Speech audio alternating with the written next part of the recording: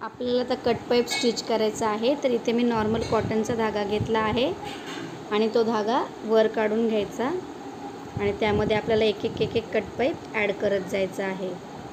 तर अशा प्रकारे धाग्यामध्ये एक कट पाईप आपल्याला ॲड करायचा आहे आणि समोर थोडंसं यायचं आणि आपल्याला चेन स्टिच द्यायची आहे। पुन्हा एकदा एक कट पाईप घ्यायचं आणि समोर येऊन आपल्याला एक चेन स्टिच द्यायची आहे कट पाईप ॲड करून। अशा प्रकारे समोर येऊन आपल्याला एक चेन स्टिच द्यायची आहे।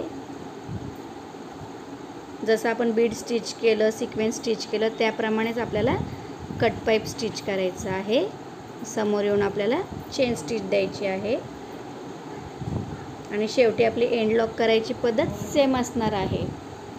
धाग्यातून पहिल्या धाग्यातून दुसरा धागा बाहेर काढायचा आणि दुसऱ्या धाग्यातून पहिला धागा वर खेचायचा आणि खालून आपला धागा ओढून घ्यायचा। ही झाली आपली कट पाईप स्टिच।